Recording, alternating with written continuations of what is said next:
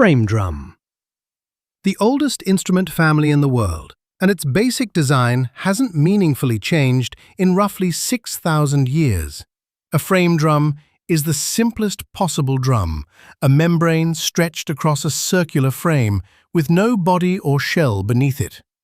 Archaeological evidence places frame drums in Mesopotamia as early as 4000 BCE, and nearly every culture on every continent independently developed some version of the same basic structure.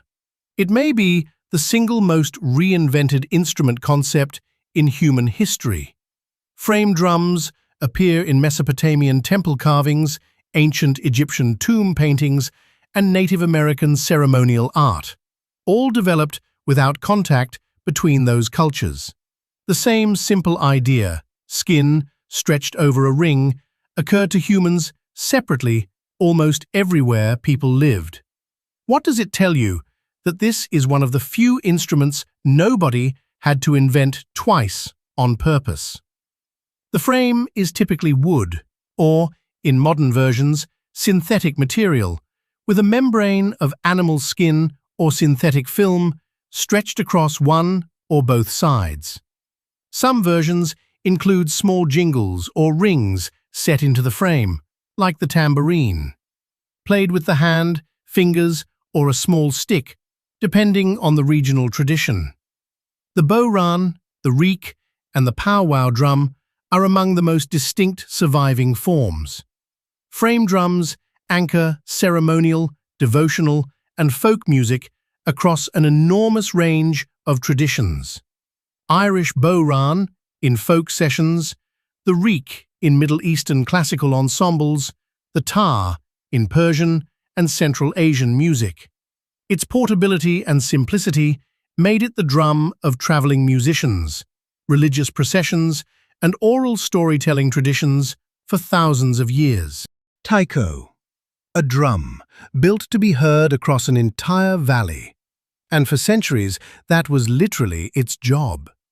Taiko drums have been used in Japan since at least the 6th century, with archaeological and textual evidence suggesting ceremonial use stretching back even further. For much of Japanese history, taiko served a primarily functional role, signaling troop movements in battle, marking time in farming villages, and accompanying Shinto and Buddhist ceremonies, rather than functioning as a performance instrument in its own right. A single large taiko, the odaiko, can be heard clearly from several kilometers away in open terrain, which is exactly why it was historically used to coordinate farming schedules and warn villagers of approaching danger. Before any electronic amplification existed, taiko was functioning as a long-range communication system. Can you think of another instrument that was built primarily to be heard rather than to be musical? The body is typically carved from a single piece of wood, hollowed out and covered with stretched cowhide on one or both ends, tensioned with rope or metal fittings. Sizes range enormously, from small, handheld drums to the odaiko, which can exceed 1.5 meters in diameter. Played with thick wooden sticks called bachi, using full-body striking technique rather than wrist motion alone.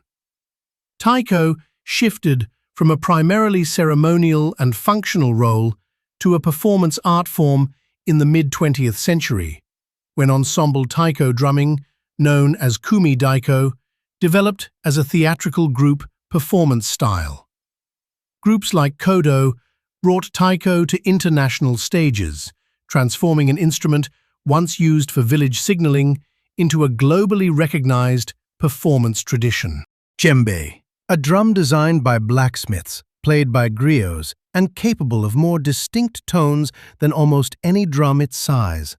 The djembe originated with the Mandinka people of West Africa, with most historical accounts tracing it to the Mali Empire around the 12th century. Traditionally, djembes were carved by blacksmiths who held a specific and often spiritually significant social role in West African communities, and played by griots, hereditary musicians, and oral historians responsible for preserving community history through music.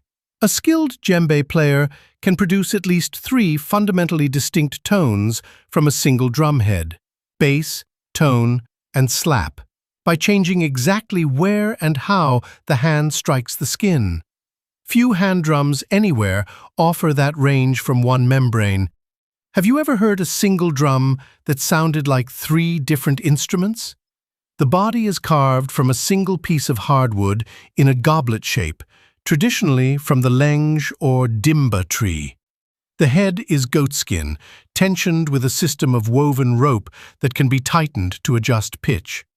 Played entirely with bare hands, the instrument's name is believed to come from a Mandinka phrase meaning everyone gathered together, reflecting its communal function.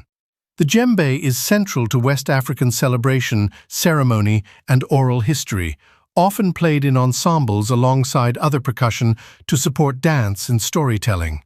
Its global popularity surged from the 1950s onward through performers like Mamadi Keita, who toured internationally and taught the instrument's traditional rhythms and techniques to audiences far outside West Africa. Tabla. 2 drums of different pitch and material played together as one instrument, and one of the most rhythmically complex percussion systems in the world. The tabla developed in the Indian subcontinent, with most historical accounts placing its emergence around the 18th century, evolving from earlier paired drum traditions. It became central to Hindustani classical music, the classical tradition of northern India, where it serves as the primary rhythmic accompaniment for vocal and instrumental performance. A skilled tabla player can produce dozens of distinct named strokes, each with its own syllabic name used in oral transmission, allowing entire rhythmic compositions to be recited verbally before they're ever played. Musicians can speak an entire rhythm cycle aloud, syllable by syllable, with the same precision they play it. Few percussion traditions anywhere have that level of vocalized rhythmic notation. The tabla consists of 2 separate drums, the smaller dayan, made of wood, and the larger bayan, made of metal or clay, each with a complex layered skin head featuring a black tuning paste called siahi that shapes the drum's distinct pitched tone. Played entirely with the fingers and palms of both hands, with each hand dedicated to one drum. Tabla provides the rhythmic foundation for Hindustani classical music, following complex, cyclical time structures called tals, that can run far longer and more intricately than most Western rhythmic patterns. Zakir Hussain became the instrument's most internationally recognized performer, collaborating across jazz, world music, and Western classical contexts throughout his career. Conga and Bongo, 2 Afro-Cuban drums that carried an entire culture's rhythmic memory across an ocean and rebuilt it on new ground. Both drums descend directly from Central African drumming traditions brought to Cuba by enslaved Africans beginning in the 16th century. The conga developed from traditions associated with the Congo Basin, while the bongo emerged specifically in eastern Cuba in the late 19th century, blending African drum construction with elements adapted to the materials and context of Cuban plantation and urban life. These drums carry the rhythmic memory of cultures that were violently severed from their original context, rebuilt and preserved through music when almost nothing else survived the journey across the Atlantic. The rhythms played on conga and bongo today directly trace back to specific Central African drumming traditions that might otherwise have been completely lost. Music as historical preservation rather than just performance. How often does an instrument carry that kind of weight? Congas are tall, single-headed barrel drums, traditionally wood-bodied with a rawhide or synthetic head, typically played in sets of 2 or 3 different sizes and pitches. Bongos are smaller, paired drums of 2 different sizes attached together, traditionally held between the knees. Both are played primarily with bare hands, using a range of specific named strokes.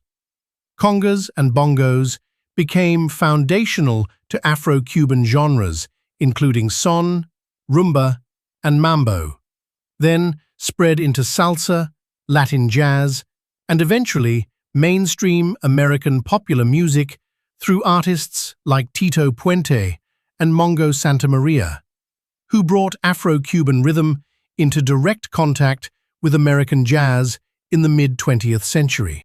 A single musician, surrounded by drums that used to require an entire ensemble, built because theaters wanted to pay one person instead of 4. The modern drum kit assembled gradually in the United States in the early 1900s, as drummers in vaudeville and early jazz contexts combined a bass drum, snare drum, and cymbals into a single setup one person could play using a foot pedal mechanism.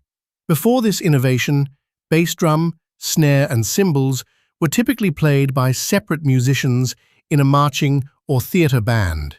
The foot pedal that lets one musician operate a bass drum with their foot while playing snare and cymbals with their hands was originally developed because theater orchestras wanted to cut labor costs, not because anyone was chasing a new sound. An economic decision created one of the most important instruments in 20th century popular music. How many major instruments exist because someone wanted to spend less money on musicians? A standard setup includes a bass drum, operated by foot pedal, a snare drum, 1 or more tom-toms, a hi-hat operated by a second foot pedal, and at least 1 ride and crash cymbal. Drum heads are typically synthetic film stretched over a wood or metal shell, tuned by adjusting tension at multiple points around the rim, played with wooden sticks, brushes, or mallets depending on style. The acoustic drum kit became the rhythmic foundation of jazz, rock, blues, funk, and most Western popular music throughout the 20th century. Gene Krupa brought it into the spotlight as a featured solo voice in the swing era. John Bonham and Buddy Rich each redefined what was technically possible behind a kit, in completely different genres a few decades apart. Drum machine. A drum kit with no drums at all, and it ended up creating sounds no physical drum could ever produce. The drum machine emerged in the 1970s as early electronic instruments began generating synthetic percussion sounds rather than triggering recordings of real drums.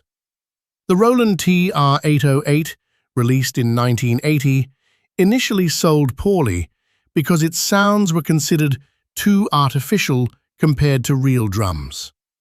Producers later embraced exactly that artificiality as a distinct and desirable sound rather than a limitation.